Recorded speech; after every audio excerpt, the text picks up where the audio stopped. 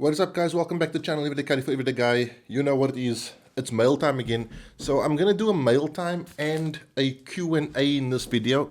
Q&As, if you don't know, is where you can inbox or DM me any question. Just put Q&A in the question and I'll ask and answer it on the channel. Let's do Q&A mail, pocket dump, and see where that takes us. Hi Ryan, I know something new is probably coming, but could you possibly answer on your channel or DM what one should look for in the EDC defensive blade?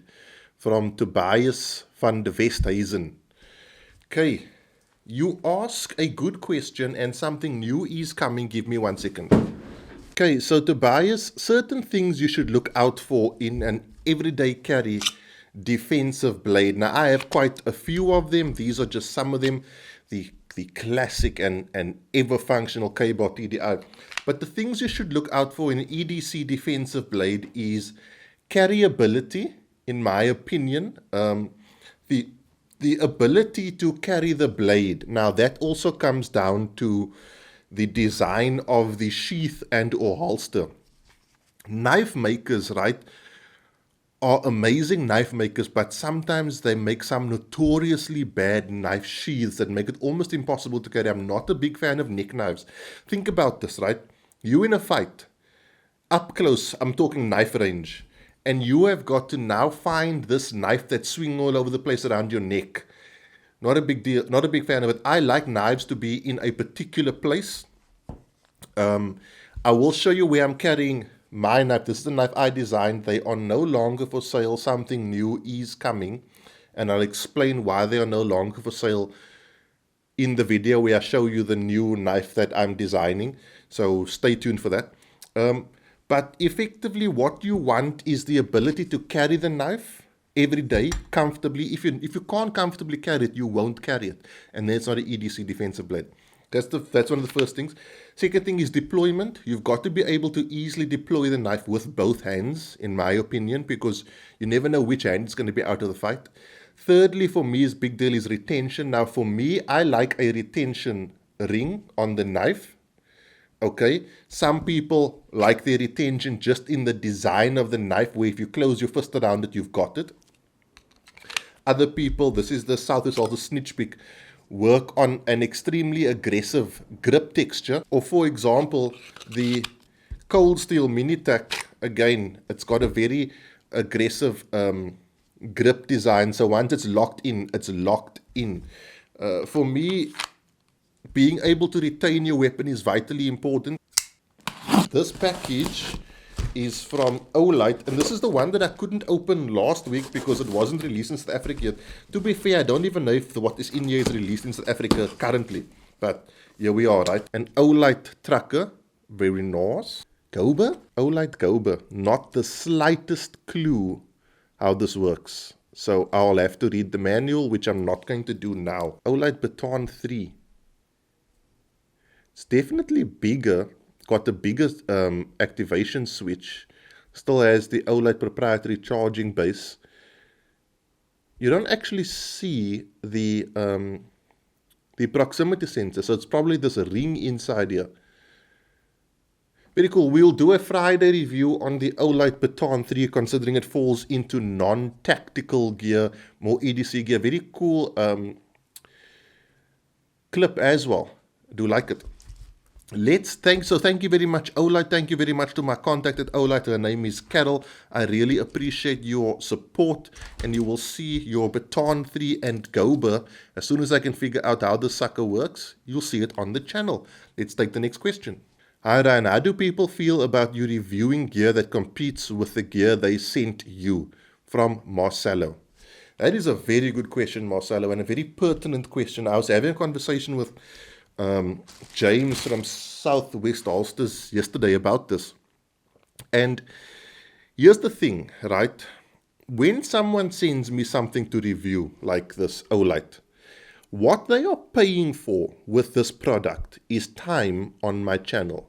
I have a social media following, so when I show something and it looks cool, it might make other people want to own this cool thing. What they are not paying for is my opinion. Okay, so if I don't like something, it gets very little airtime on the channel. and I reach out to that supplier and I'll say, listen, Mr. or Mrs. Olight, your light isn't that great. Do you still want me to review this? Because if I review something, I'm going to be honest about it and I'm going to say it's not that great. The reason I do that is I don't want any negativity on my channel. I want my channel to be a place people come to find good gear, right? I don't want my channel to be a place people come to find me insulting people's gear and things like that. There's enough negativity in the world. There's enough of that, okay? So if you've seen me unbox something and you've never seen it on my channel, it's probably because that piece of gear hasn't survived what I consider my testing, whether it be EDC tactical or EDC utilitarian. Okay, then I'll reach out to them and I'll say, look, it didn't work, so I can give you the airtime, but I'm going to be honest about my opinion. So I got to say a huge thanks to the folks over at IceBeam, particularly Skulk and Emil, who sent me this ridiculous package. Guys, I really appreciate this, but you do too much, honestly. I haven't opened what's in here, but I've had a look. I'm impatient. So IceBeam tracker. I do like that, the way the IceBeam is written on there. Very, very cool. Thank you for that. T-shirt. Very nice. Earmore M20 hearing protection. Electronic in-ear Pro. I can tell you this is something that is going to see a lot of use. And here's a very, wow, man, look at that case. Hot damn. This is something that will see a lot of use because I am on the range at least once a week. Man, this is a cool looking case. Oh, and it's a charging case as well. That is tight. So here's a very good example to my previous question. If I wear this at the range and I find, man, this sucks balls, right? I will then contact the guys at IceBeam and say, yeah, at IceBeam will send me this and say, listen guys, I don't dig it, right? It's not as good as your M31s. They can then say, Ryan, don't review it, or review it and give us your opinion publicly, because at least it'll win us favor with people to show we're out there, we're willing to improve. So this is an example. Now, I've never tried this before, guys. I don't know how good it is. Okay, I'm just using it as an example. Don't freak out. IceBeam Defender P15. It's tanky. Like, you know what I mean? It's buff. Look at that clip. That is buff. Wow.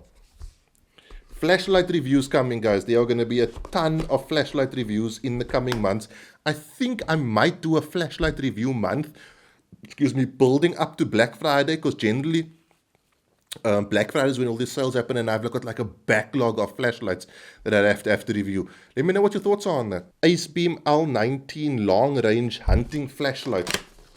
Guys, I'm not going to open every single one of these packages or we'll be here till tomorrow. IceBeam E70. IceBeam P40. Quite keen to see what this looks like. A work light for when I'm working on the Jeep. Nice. That I'm going to really enjoy. E70 Mini. Tell you, these IceBeam lights look cool, eh? Check that. They look really cool. It's like a freaking Bionic 6 type deal. I have to be brutally honest, I'm not too familiar with the IceBeam brand, but I mean, their stuff looks really cool, and let's be honest, that's half the battle won. Rider RX EDC flashlight. Freaking stuff look awesome, right? What's going on here? Whoa. Check. I don't even know. I'm going to be honest, I don't even know what that does. But that's cool, and that's fidgety. It's like those bolt action pens. Oh, Michelle's going to be very angry because she gets really annoyed with me with those bolt action pens, just flicking it the whole time.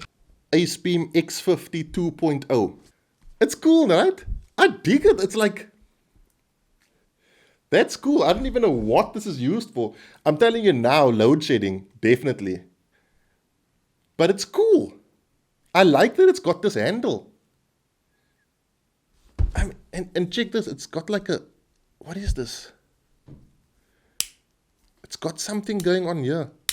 Anyway, we're going to get to reviewing. I feel like I should do like an IceBeam review month. IceBeam, I'm hugely grateful for you sending me, or for you giving me all this stuff. More than I expected by a lot. You will definitely be seeing some of your flashlights on my social medias. And as you guys do know, I am doing like a non-tactical review day every Friday, or well, when I can film it. So, oh, you see, it's already a problem.